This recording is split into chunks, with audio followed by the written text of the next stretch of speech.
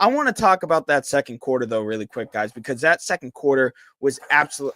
God, kidding me. Okay, sorry, the cat's playing with the loudest toy in the room again. For playing absolutely historic in that second quarter. They had 51 points in the second quarter, which is tied for the most in franchise history for a second quarter. Only twice in NBA history has a team scored more in the second quarter. Phoenix versus Denver in 1990, in who was it? Washington versus Detroit in 1965, courtesy of Dick Leip of NBC Sports Boston. So this is something that has very rarely ever been done before, Franco.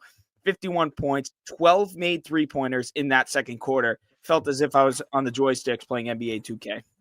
On rookie mode, sliders down or up to 100. And I think the Celtics just really found their natural state, flow state, if you will.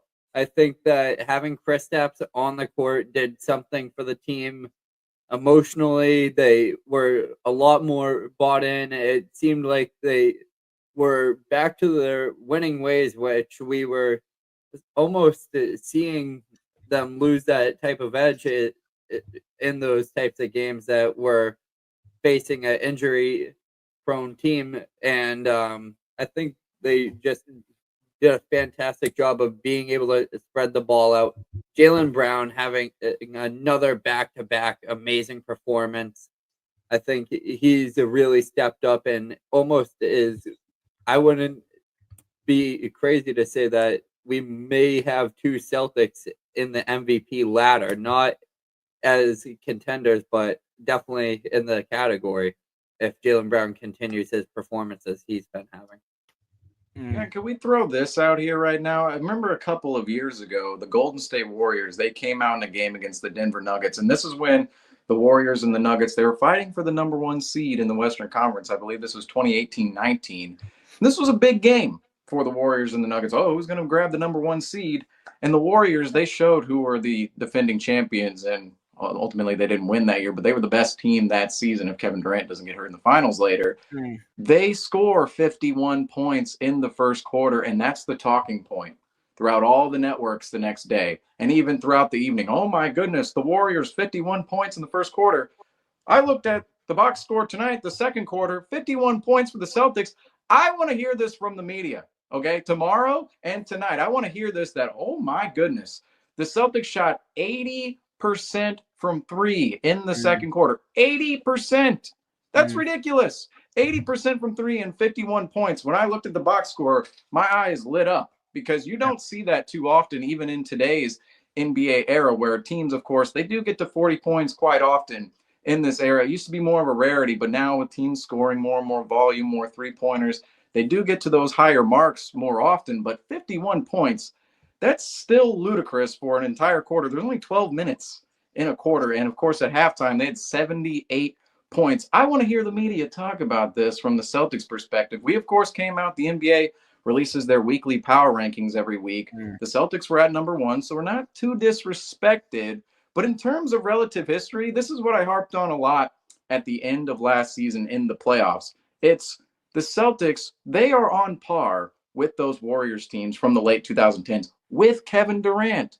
And what I think puts us on par is, of course, the man we're going to continuously talk about tonight is Kristaps Porzingis. It's almost like he is our Kevin Durant in a sense. He's not, of course, Kevin Durant caliber top three player in the league, but the Celtics already had one of the best rosters in the league before Kristaps Porzingis. We traded for him in the offseason, traded away Marcus Smart, multiple others, of course, to get Drew Holiday as well.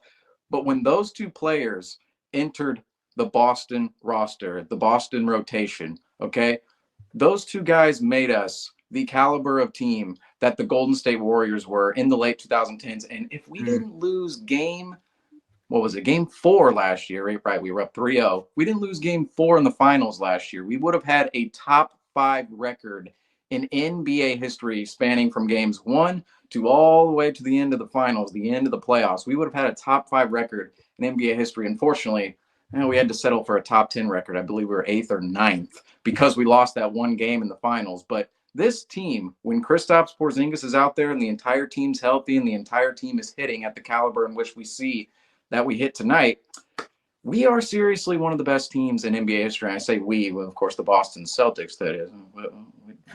The champions you got your banner in the title, so you can say it. Right here. World champions 2024. We're trying to put up a 2025 one over here. See, the spot is blank over here. 2025. We're trying to do it this season. But this team, it's no lie, and it's no joke that they are on the same par as those Golden State Warriors teams. And this was just another data point tonight. 51 points in the second quarter. That's just absolutely ridiculous.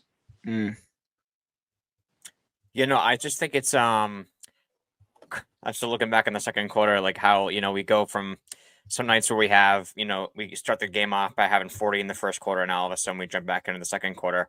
We're putting up, like Seamus was just saying too, 50 points is crazy. Yeah. It's just like and then like, I mean, we're a team that can do this though. We go for halves, like the first halves, like we go for like almost 80 points in the half. Like that happens all the time too.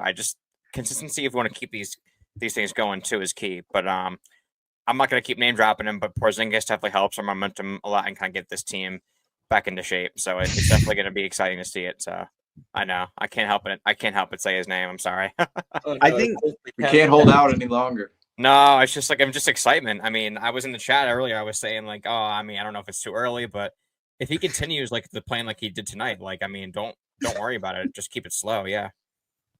I think with this game specifically, second night of a back-to-back, coming in a little bit sluggish. I feel as if in that first quarter definitely didn't get off to the hottest of starts, but I thought the energy was absolutely there, and that's what you need to see. Second nights of back-to-backs, usually you're coming in dragging, but the energy was there. I don't know if this was because Kristaps Porzingis was back in the starting lineup. I don't know necessarily what it was.